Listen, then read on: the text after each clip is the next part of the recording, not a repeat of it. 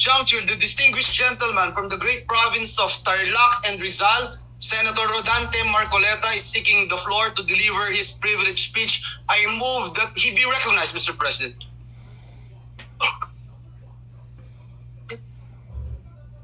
Senator Marcoleta is recognized to deliver his privileged speech. You may proceed, sir.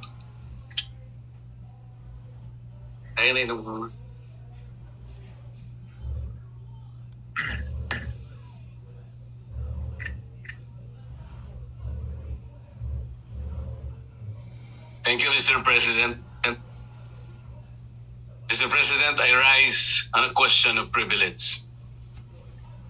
Today, I believe the entire nation awaits the disposition of the matter in regard to the impeachment complaint filed against the Vice President, Sara Zimmerman Duterte. In the light of the recent but unanimous decision of the Supreme Court,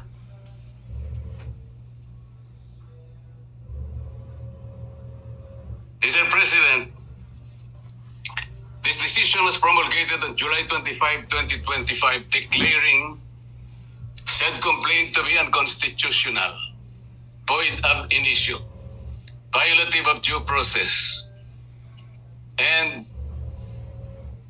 that the Senate in the first place did not acquire jurisdiction over it.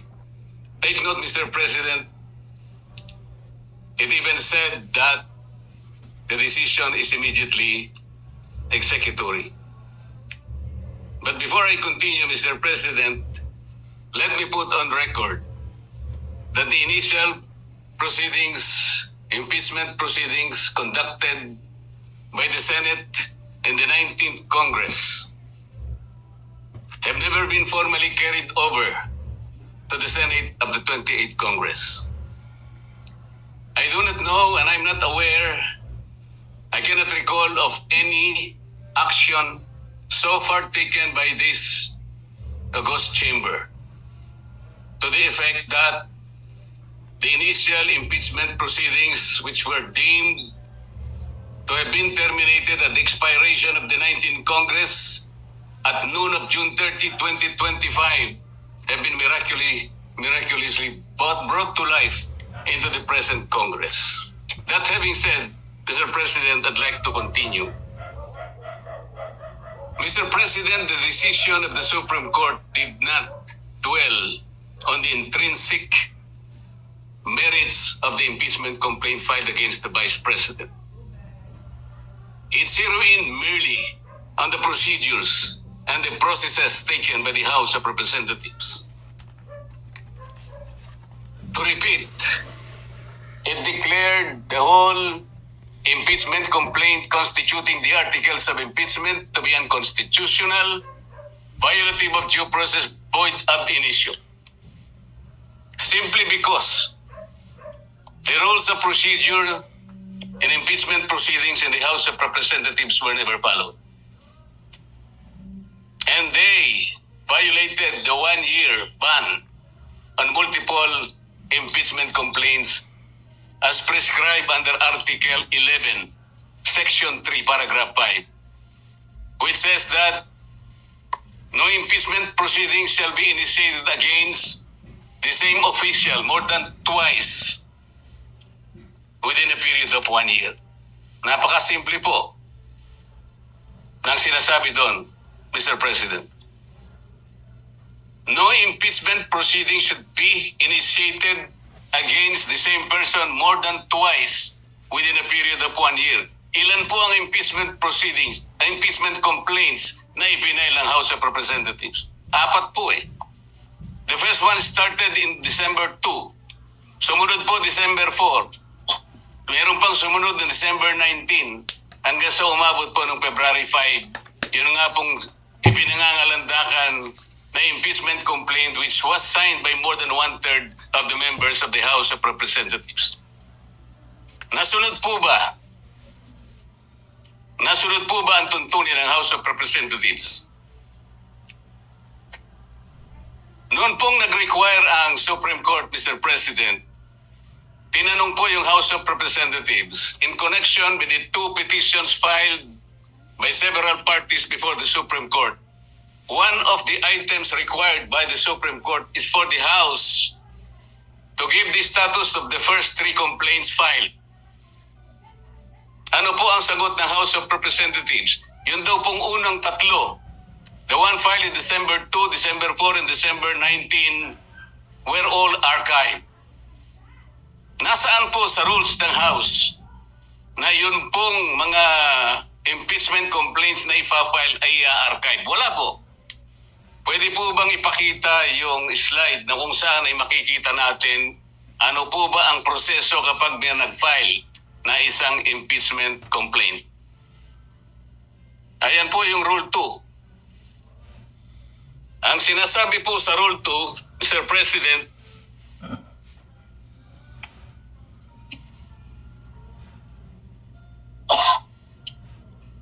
hindi sa Rule 3, sa Rule 3. Rule 2, Section 3. A verified complaint for impeachment by a member of the House or by any citizen upon a resolution or endorsement by any member thereof shall be filed with the office of the Secretary General and immediately referred to the Speaker. Bakit hindi po nasunod ang tuntunin na ito, Mr. Speaker? Kailan po ni-refer ng Secretary General sa opisina ng Speaker yung impeachment complaint dated December 2, 2024? Kailan po ni-refer ng Office of the Secretary General yung impeachment complaint na i-file noong December 4? Wala po silang sagot. Kailan po ni-refer ng Office of the Secretary General yung impeachment complaint that was received on December 19? Wala po silang sinasabi. Kung titingnan po natin ang sagot ng Solicitor General in behalf of the House of Representatives, ang sabi po nila,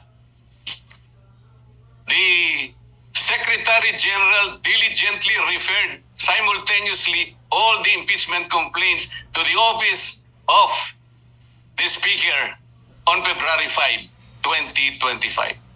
Immediately po ba yan, Mr. Speaker? December 2, December 4, December 19, at isinama po yung February 5, all of them were simultaneously referred to the office of the Speaker on February 5. 2 buwan po ang kanyang ginugol para lang i-refer sa office of the Speaker. Ano po ang immediate doon? Wala po. Wala po silang sinunod. Wala silang ni-refer at ni-refer nga po delayed. Nung ma-refer po, ang sabi po ng Solicitor General, the 4 impeachment complaints were included in the order of business doon po sa session number 36. You will note, Mr. Speaker, hindi po niya ibinigay bilang annex yung order of business in section number 36. Ang kanya pong ipinakita ay yung journal number 36. Bakit po? Sapagkat hindi totoo na yung 4 na impeachment complaints were included in the order of business. Mr. President, I have a copy of the order of business, session number 36. And I will deposit a copy to the office of the Senate Secretary for everyone to see and examine for themselves kung talagang in-include nila sa order of business. Wala po. Saan po nila in-include? Ito sa journal. Iba po yung journal sa order of business. Alam po niyo kung bakit lang nalagay sa journal, Mr. Speaker? Idinagdag po nila as additional reference of business. That is not the requirement of the Constitution. Pwede po ba nating makita yung slide na sinasabi po ng Constitution?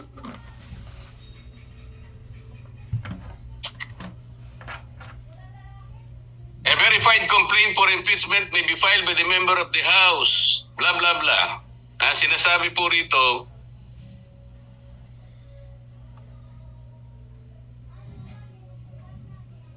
iba yun. Hindi po yun. Sorry po. Nakalagay po, in-include sa 10th session day. Yun po yung section number 36. Hindi po totoo yun. Ilang violations na po? Kanina po, in-archive po yung tatlong violations. Hindi po ni-refer sa Committee on Justice. Pangatlong violation. 6 na po. Ngayon sinasabi po, in-include po sa order of business. Hindi rin po. 3 violations na naman. 9 na po. At sabi po nila, yung session 36 is the 10th session. Hindi po. Bilangin po natin yung December 2. That was the date when the first complaint was filed, endorsed, and received by the Office of the Secretary General. December 2 is session number 26. Mr. President, bilangin po ninyo yung session number 26 up to session 36 na sinasabi ng Solicitor General. Yun po ang 11th session. That was not the 10th session. Ang 11th session is session number 35. Just for the record, Mr. Speaker. So ilang violation na po yan? Balikan po ninyo yung Rule 2 na nandyan po sa slide, Mr. Speaker. Ano po yung mode of initiating impeachment? Ganito po ang sinasabi ng rule of the House of Representatives. Impeachment shall be initiated by the filing and subsequent referral to the Committee of Justice. Ito po yung Sereno versus, Francisco versus House of Representatives. Verified complaint for impeachment filed by any member of the House of Representatives, i-refer po sa Committee on Justice. Verified complaint filed by any citizen upon a resolution endorsement by any member thereof, i-refer po sa Committee on Justice. A verified complaint or resolution impeachment filed by at least 1/3 of all members of the House, i-refer din po sa Committee on Justice. Bakit po ang ginawa nila nung makakuha sila ng higit sa 1/3, dali-dali po nilang tinransmit sa Senate? Ang pagkakakala po nila, Mr. Speaker, sapagkat ang pinagbatayan po nila ay yung Rule 4 na kung saan in Section 14 sinasabi po endorsement of the complaint resolution to the Senate. Ang sinasabi lamang naman po noon, Mr. President, ay yung pamamaraan kung paano po i-endorse yung impeachment complaint that was signed by 1/3 or even more members of the House of Representatives. Hindi naman po sinasabi doon na hindi na sa i-refer sa Committee on Justice. Bakit po nakalagay dito sa rule kailangan i-refer din siya sa Committee on Justice but they never did? Mr. Speaker, Mr. President. So ilang violations na po ito? You cannot use Section 14 in isolation of Section 2. Hindi po pwede yun. Binigyan po ba ng discretion, Mr. President? Was the House given the discretion to select, to withhold and select from among the 4 impeachment complaints, which will be the one to be transmitted in the Senate in derogation of the 1-year ban rule? Wala po silang discretion. Kung sila po mismo ay hindi sumusunod sa tuntunin. Bakit po ngayon ay napakarami pong nagsasalita? Na parang akala mo ay ang Supreme Court pa ang nagkasala, ang nagkamali. Samantalang ito po, napakasimple po ng tuntunin, hindi kailanman sinunod. Even the 10th session day na sinasabi nila, 11th session day nung ilagay po nila sa order of business, sabi nila. They never included them in the order of business. Wala. Nasa akin po yung kopya. Ano ba po ang pagkakamali? Mr. President, ipakita po natin yung last page ng impeachment complaint. Pakita po sa slide. Ayan po, Mr. President. Subscribed and verified before me.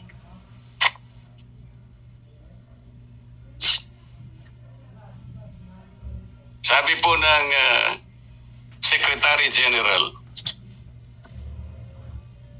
tambayin kopya ko rin.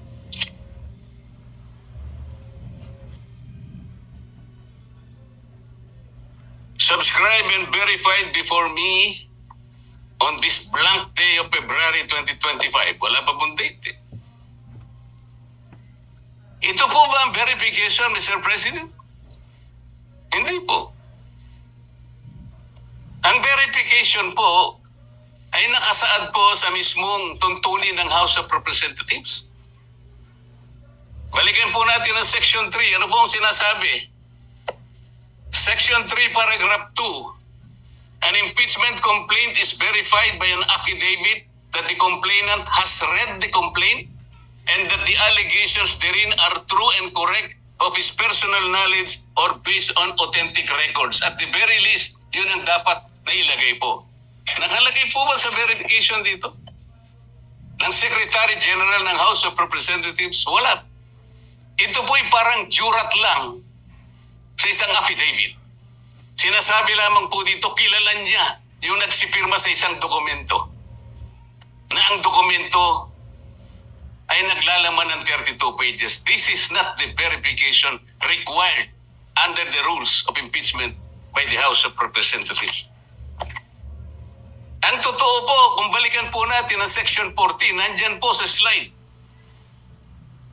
Isinulat na po sa tuntunin kung ano po ang dapat kopyahin nila para magkaroon ng tunay na verification. Hindi pa po nila kinopya. Mr. President, ito po yung contents ng verification na dapat sana yun ang nilagay nila sa complaint. We, sabi po rito, after being sworn in accordance with law, depose and state that we are the complainants in the above entitled complaint or resolution of impeachment, that we have caused the said complaint resolution to be prepared and have read the contents thereof, and that the allegations therein are true of our own knowledge and belief on the basis of our own reading and appreciation of documents and other records pertinent thereto. Kokopyahin na lang, Mr. President. Hindi pa nakopya. Mr. President, alam mo po, nung ako'y grade 4, yung teacher po namin, binigyan po kami ng isang short quiz. I-drawing ninyo kanya yung Bicol region. Siguro po 1963 yun, Mr. President. Yung Masbate hindi pa kasali sa Bicol region. Okay, kabisado ko naman po sapagkat mahilig po ako sa social studies, Mr. President. Meron pong dalawang nangungopya sa akin. Yung isa nasa likod, yung nasa kaliwa ko. Yung nasa likod po, nakopya niya pong tunay yung aking drawing. Pinagalitan siya pero ipinasa po sapagkat nakopya niya po yung aking drawing. Yung isa po, nangopya na nga, hindi pa niya nakopya. Ang kinopya po, Masbate. O wala po. Hindi po siya nakapasa. Ano bang ibig sabihin dito? Kokopyahin na lang eh. Alam po ninyo sa mga litigation lawyers, practicing lawyers worth their salt. Wala ka lang certification of non-forum shopping, i-dismiss ka ng Supreme Court. Paliwanag po yun. Hindi subscribe yung complaint mo, dismiss ka kagad. Mahigpit po ngayon eh. Ito po, this is an impeachment complaint. You are removing the second highest official of government. Yun lamang pong verification. Sablay na po eh. Ano pong nakalagay dito? Section 3, Paragraph 3. An impeachment complaint required to be verified which contains a verification based on information and belief or upon knowledge or information and belief or lacks proper verification, katulad po nito ngayon, shall be treated as an unsigned impeachment complaint. So pwede pong tratuhin pala ngayon sapagkat wala pong verification. It may be treated as unsigned impeachment complaint. Paano ba yun? Pagkat magsasalita po ang napakarami. Alam po ninyo kung, Sir President, kung baga po sa nagluto ng sinaing, pasensya na po kayo kung kinakailangan ako po'y gagawa ng pagkahalin tulad, ano? Ang impeachment complaint po ay parang sinaing na niluto ng House of Representatives. Hilaw po eh. Hilaw na hilaw. Ano po yung hilaw sa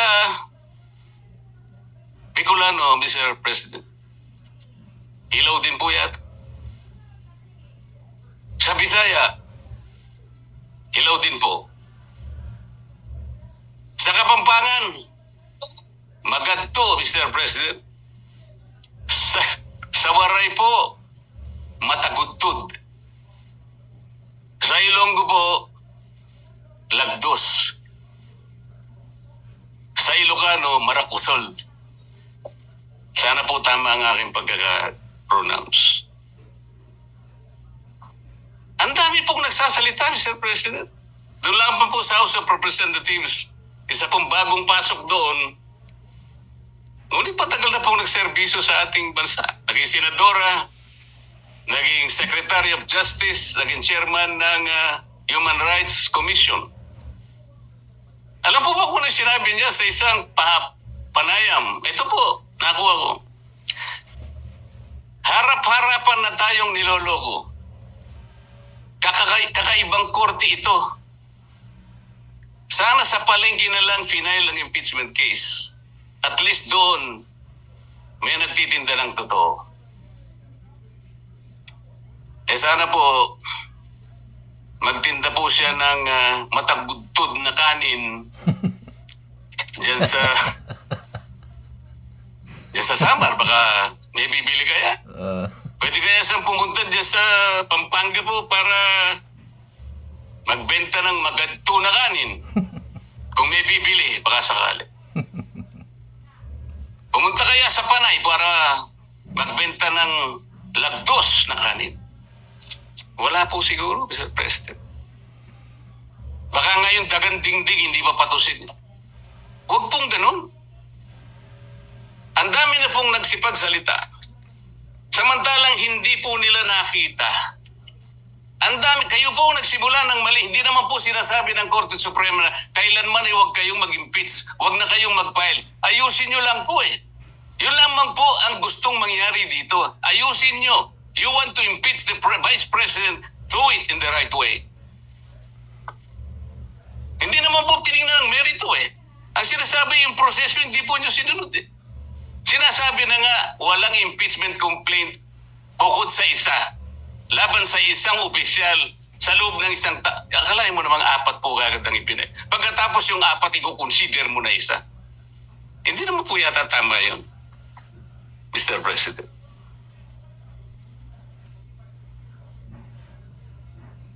Mr. President,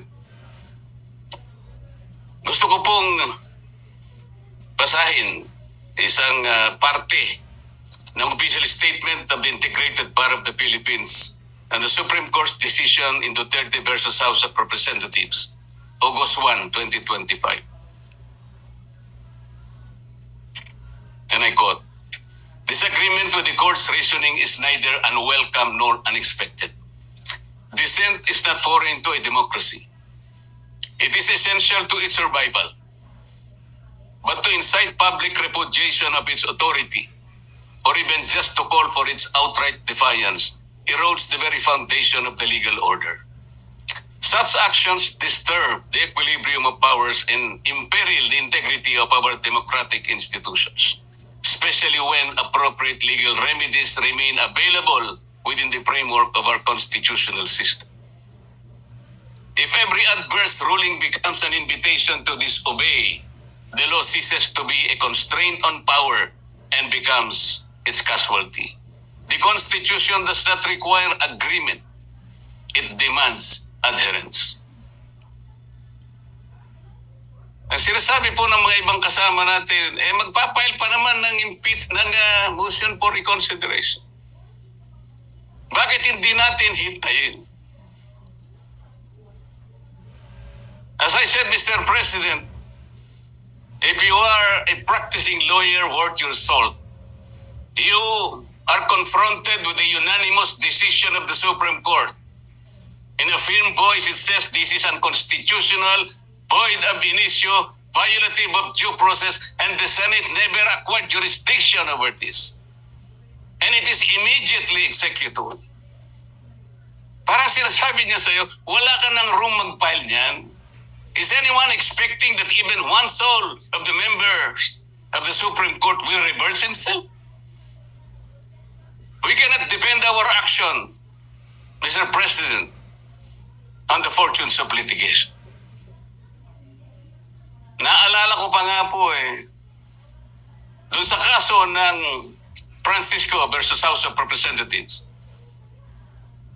The former Chief Justice Renato Puno, in his separate concurring opinion, naalala ko po ang sabi niya, with the possibility of 2 impeachment complaints reaching the Senate, the good Chief Justice said that the Senate, in the exercise of its primary jurisdiction, can decide the question of whether or not the one-year bar rule has been violated or not. The Senate can even decide if on its face the impeachment complaint has no legal basis. At ang sabi pa po niya doon, Francisco versus House of Representatives, sabi pa niya ron if the Senate finds that the one-year bar rule is violated or that the impeachment complaint has no legs to stand on, that will be the end of the entire controversy. He was saying that let's give all the remedies available to the House and the Senate because of their primary jurisdiction. But when the case is ripe for judicial determination, it was the view of the former Chief Justice that the Supreme Court at that time, and only at that time, when it can speak with great moral authority in order to compel the loyalty, the respect, and the obedience of our people. Mr. President, when the Supreme Court negates the actions of a co-equal branch of government, it does not assert its superiority. Instead, it upholds the supremacy and the dominance of the fundamental law of the land, the Constitution. And so the Supreme Court has already spoken. The last arbiter of law, it says the complaint is unconstitutional. It's void ab initio. It's violative of due process. The Senate never acquired jurisdiction over this. It is immediately executory. On that note, Mr. President, I respectfully move that the impeachment complaint be dismissed. I so move, Mr. President. Majority Floor Leader. Mr. President,